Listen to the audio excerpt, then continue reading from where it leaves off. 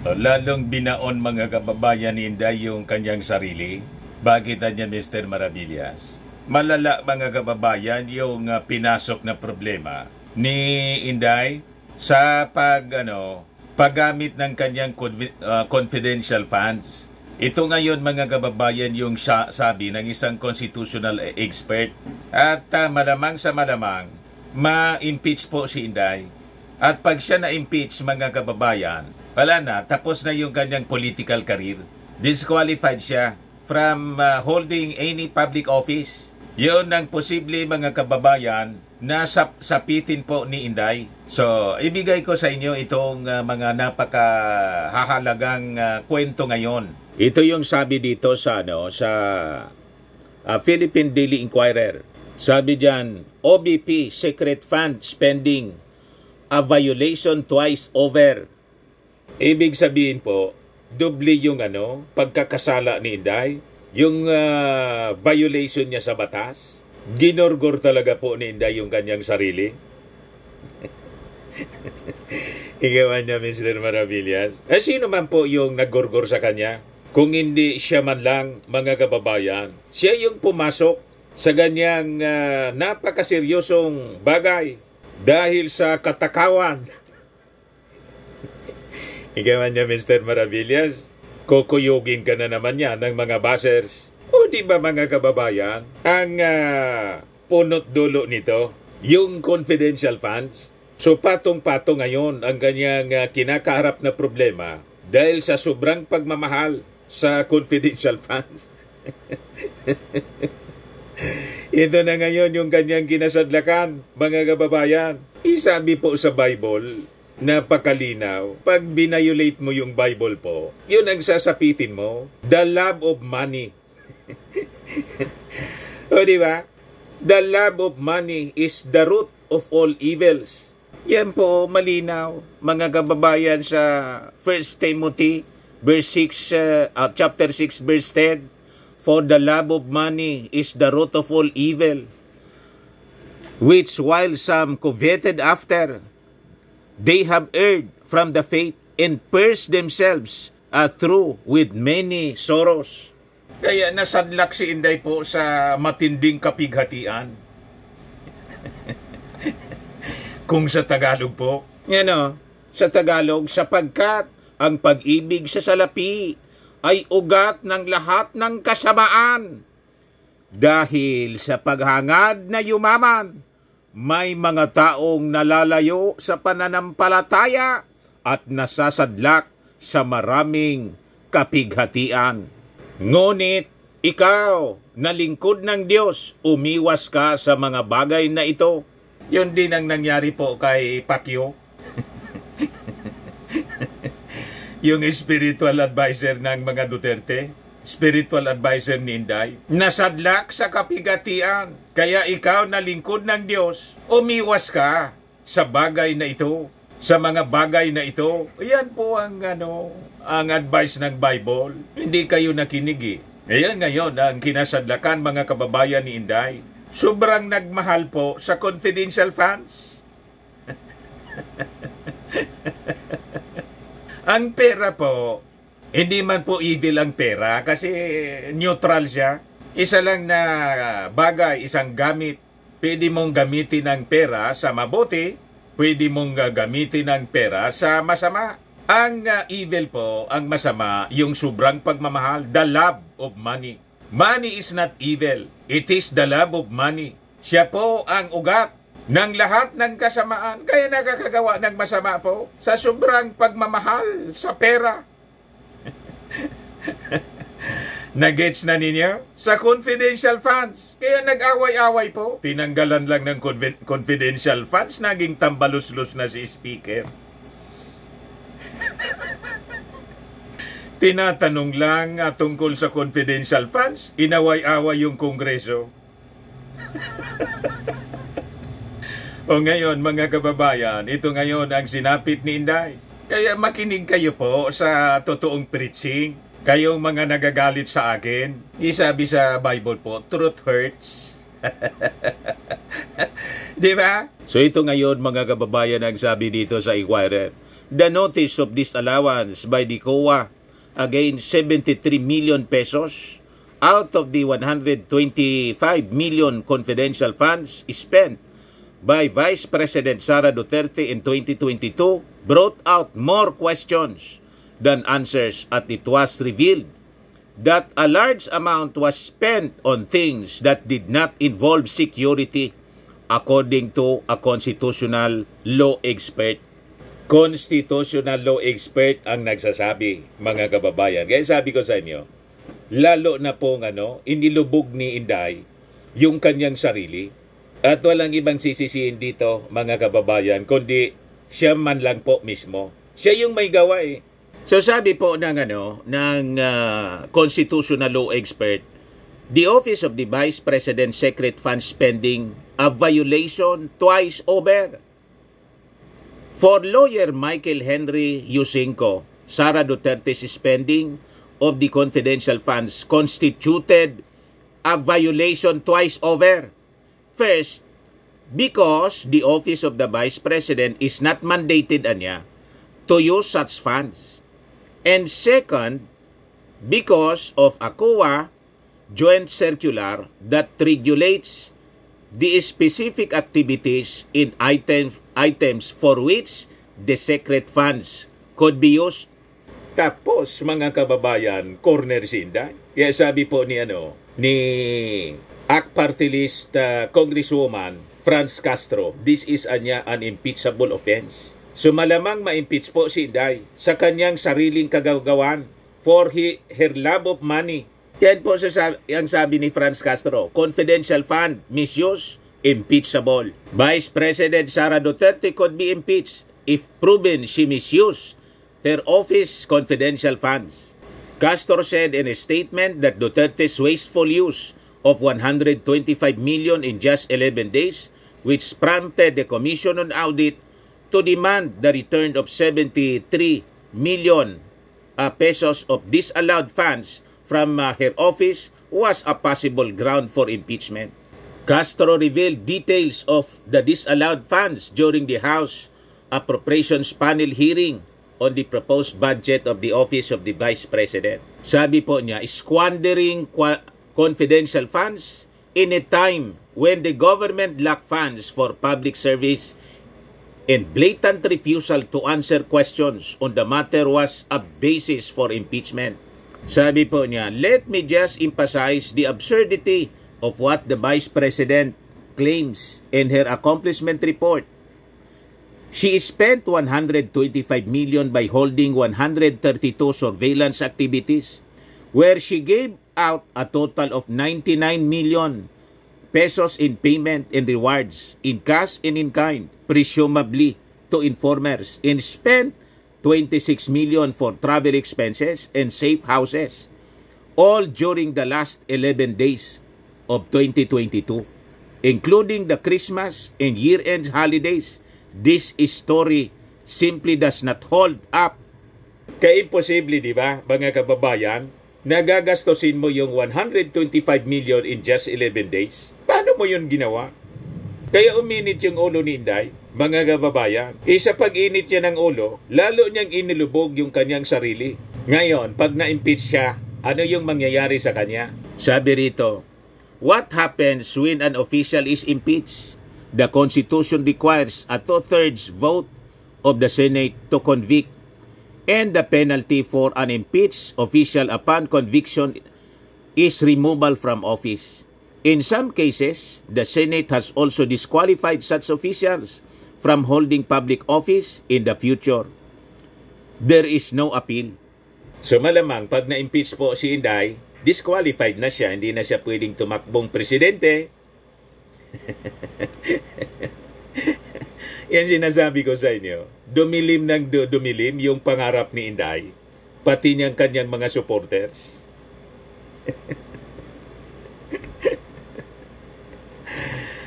Asa pa kayo na si Inday magiging presidente?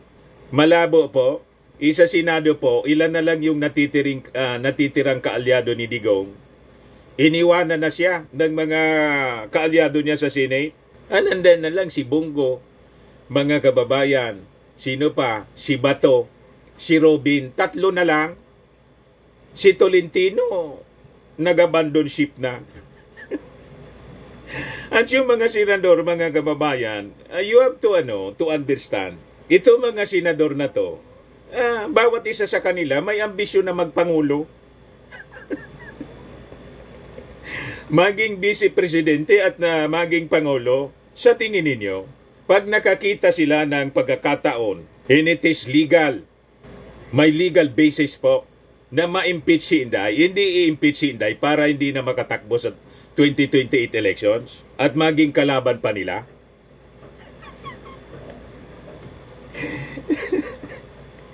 O diba? Elimination ang gagawin nila, mga kababayan, para wala ng Duterte ang makabalik sa Palasyo Malacanang.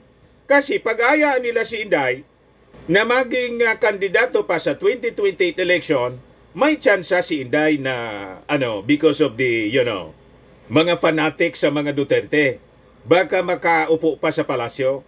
Ayan ba yan ng mga senador, mga kababayan, na may kanya-kanya ding ambisyon maging presidente? Nagets ninyo? Mga nausog? Kaya ang mangyayari sa inyo, mag-iiyakan na lang kayo habang buhay.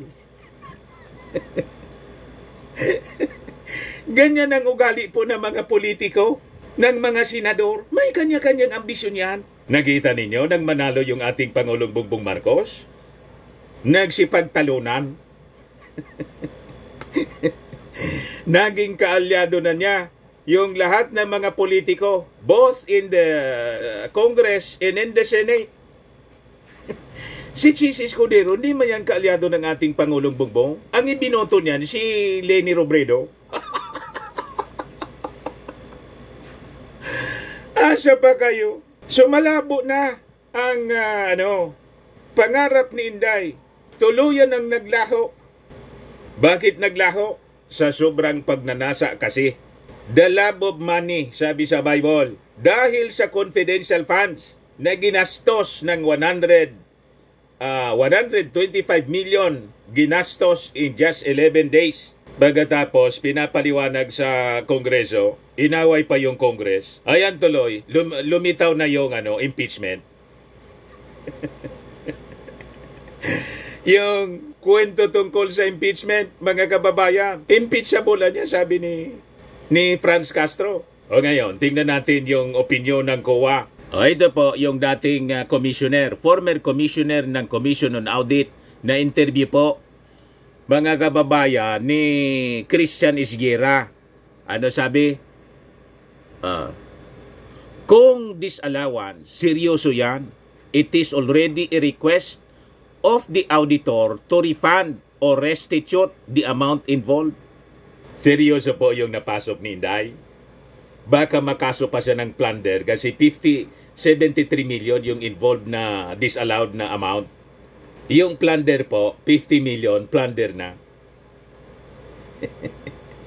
You see? O ngayon, balikan natin yung kwento rito sa Inquirer. Sabi ng isang constitutional expert, dobling violation na niya. OBP secret fund spending, a violation twice over. Tapos na po ang political career ni Inday. Ang nagorgor mga kababayan sa kanya. Kaya sabi ko sa inyo, mag-ingat tayo sa ating mga pananalita. Be careful of what you wish. Yung mga utterances, kasi yung mga utterances mo na gorgor, baka mangyari sa'yo. You see? Sabi mismo ni King Solomon, pinakang matalino sa mundo. Yan po. Proverbs 13 verse 3. Be careful what you say and protect your life. A careless talker destroys himself. Kita ninyo?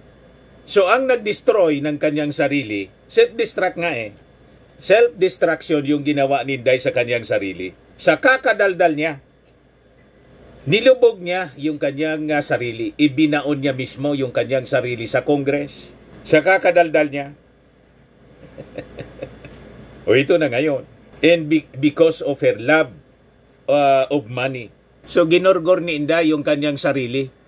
So sabi dito sa balita, the notice of disallowance by the Commission on Audit against 73 million out of 125 million confidential funds spent by the Vice President Sara Duterte in 2022 brought out more questions than answers, as it was revealed that a large amount was spent on things that did not involve security, according to a constitutional law expert. Para sa abogadong si Michael Henry Yusenko, isang constitutional expert po, Duterte's spending of confidential funds constituted a violation twice over. First, because the office of the Vice President is not mandated to use such funds. Pangalawa, because of a COA joint circular that regulates the specific activities in items for which the secret funds could be used. Tapos na po ang political career ni Inday. Kahit bumalik pa siya, mga kababayan, sa Davao, pag na-impeach siya, disqualified na rin siya sa pagka-mayor. And because of this controversy, mga kababayan, malamang ang pamilya Duterte matalo sa Davao, mapalitan ng ibang leader. Tingin ninyo sa aking mga analysis po, mga kababayan. Truthful? Posible ba yung ating mga predictions po? You can read, mga kababayan, the writings on the wall. Sabi sa Book of Daniel. Biblical po tayo eh. Mene tekelo parsin. Ibig sabihin, mga kababayan, God numbered your kingdom and finished it. Tinimbang ka, ngunit kulang. You have weighed in balances and found wanting. Yan ang sabi po sa Daniel chapter 5, verse 25 to 28. Applicable siya in all ages, mga kababayan. Prophetic. Prophet Daniel, mga kababayan. Tinimbang ka, ngunit kulang ang confidential funds. Gets ninyo, mga haters, mga bashers? Hindi kasi kayo nagbabasa ng Bible eh. Mga mangmang kayo. Wala kayong pagkaunawa sa salita. Yung spiritual advisor kasi ninyo, false teacher. Ayan tuloy, mga kababayan, naging pugante, wanted, pinagaanap ng batas. So sabi po dito sa balita ni constitutional expert Attorney Yusenko, these violations, he said, have legal basis as well. The 1987 Constitution which requires that public funds should only be spent for specific purposes. In the 2015 Joint Circular among several government agencies, including the COA and the Departments of Budget, Local Government, and National Defense, which specifies expense items allowed to be charged against confidential funds. Ingi nang hindi pagbigyan, mga kababayan, nagwawala. Ngayon, inihingan siya ng paliwanag ng Congress. Ang akala niya, pinipersonal siya. Nagalit po. Combative, mga kababayan, si Inday. Imbis sagutin ng tama, sinagot ng balagbag, pabalagbag yung mga congressmen. Lalo siyang lumubog. Nakita ninyo? So sabi, mga kababayan, ng abogado ni Yusenko, in the first place, it was not appropriate to give the Vice President confidential and intelligence funds, sabi ni Yusenko. Senior research fellow siya at the Ateneo Policy Center of the School of Government of the Ateneo de Manila University. Precisely because the Vice President only has one job, which is to be ready to take the place of the President. The Vice President has no responsibility to do charity work or to whatever public service that Vice President Duterte wants to do, he said. In fact, that is the job of other departments. Kaya tama na tanggalin, mga kababayan, ibalik sa dating budget yung nung panahon ni Leni Robredo. Tama na yung 700 million. Tama yung pinagsasabi natin dito po. 700 million, malaki na yon. Ang gustong mangyari ni Inday, i-approve without thinking. Approve lang ng approve. Hindi dapat siya tinatanong. Yung request niyang 2 billion plus na yung pupunduhan doon kasama yung libro niya na nang i-review ng Congress ni Congressman Raul Manuel, pati po yung mga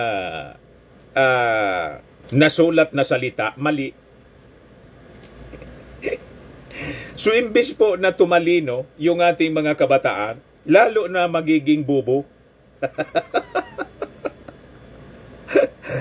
Sabi nga niya ng mga experts, yung kuwaguan niya, hindi man siya tumitira sa ibabaw ng dahon ng mangga. Sa trunk siya ng kahoy, bumubutas siya ng magiging nest niya. O kung hindi niya, sa lupa. Doon palang bagsak na po. At wala man na niyang dahon ng banahaw. Ang alam natin na niya, anahaw.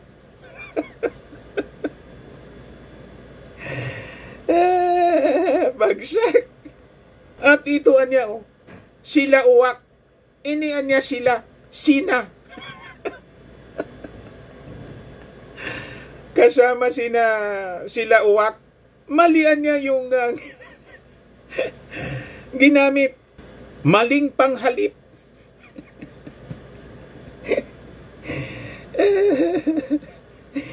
Wala man kasi siyang expertise sa ganong pagsusulat. Basta gusto niyang magsulat ng libro para sa mga bata. Tapos may malaki niyang picture. Inday Sara. Alams na ang motibo. Tapos charge sa gobyerno. 10 million pesos. Bagsak, mga kababayan. So, kailangan tanggalin lahat yon na mga items kasi duplication, sabi ng mga congressmen. Dati nang ginagawa ng Department of Labor, ng DSWD. Kinuha yung mga programa ng DSWD, ng DOLE. Ang rason Inday, kasi niya, pag endorsed by the Office of the Vice President, hindi pinagbibigyan kasi kalaban niya sa politika. Sabi po sabi ni Secretary Rex Gatchalian ng DSWD, kahit niya walang endorsement, lahat niya binibigyan namin. Basag yung argumento ni Inday. So yon mga kababayan, ang pwedeng abutin ni Inday. Kasi nakapag-commit siya ng violation twice over. Sabi ng isang constitutional expert. Sabi ni Party List Representative Franz Castro, confidential fund misuse, impeachable. Sabi ng dating COA Commissioner Heidi Mendoza, kung disallowance, seryoso yan. It is already a request of the auditor to refund or restitute the amount involved. Ngayon, pag na-impeach po si Inday, diniritsuhan po ng Kongreso kasi may basis siya. Malamang perpetual disqualification from holding public office po si Inday. At pag na-submit mga kababayan doon sa Senado ang impeachment case, malamang mag-unahan yung mga senador na impeach, bumotong i-impeach si Inday. Kasi yung mga senador, sabi ko sa inyo, may kanya-kanyang ambisyon din niya na maging Pangulo. Vice Presidente o Pangulo. Lahat yan may ambisyon. Nagets ninyo? Kaya kitang-kita natin ang writings on the wall. Mene, mene, tekel o parsin. Your kingdom is numbered. Tinimbang ka. Ngunit kulang. Tama ba? Sa mga naghanap ng malinis and spacious fitness gym, pumunta lang po kayo sa aming Colossal Fitness Gym. We also offer Grab Car Rental with our brand new 2023 model ng Toyota Innova. We also accept booking for those who are planning to travel via PAL, Cebu Pacific, and other airline companies, local and international, and bills payment for Meralco Bills, PLDT, Aleco Mills, etc. Ang Colossal Fitness Gym is located at 3rd floor Security Bank Building, Landco Business Park, Legazpi City, Albay. For inquiries, look for Chilon Maravillas. Contact number 0966-802-0949. Yan yung aming Innova. Lagi na pong matao sa amin. Pati mga foreigners po, tingnan ninyo. Mga British tourists sila. Ang lalaki ng katawan na, mga kababayan, nag-gym sa amin. Ito naman po, Indian National. Ito mga mga European sila. Ito naman yung bago naming product na binibenta online, Eye Glow Serum. Whitening po siya galing sa South Korea. Tingnan ninyo yung epekto sa aking anak na architect entrepreneur, Riz Maravillas. For inquiries, look for Riz Maravillas on FB. Ito naman po, Firmax Firming and Lifting Cream. Pinapahid po ito sa mga pulses and affected area. Mainam po ito sa mga pains at paninigas na mga kasukasuan. Ito po, Automax Radiant Serum. Sa mukha naman yung application. Anti-aging po siya. You will look 10 years younger than your age. Sa mga cancer patients naman po, baka lang gusto ninyo itong itry. Nengxia Red Mixed Fruit Drink. Hindi man po siya gamot, food supplement siya. Kaya lang, gawa siya mga kababayan sa goji berry. Yung goji berry may anti-cancer properties. Yung mga inquiries ninyo, dumiritso na lang kayo sa aming messenger sa Facebook para masagot namin agad. Ayos po, ako po si Dante Maravillas. Bye-bye. God bless.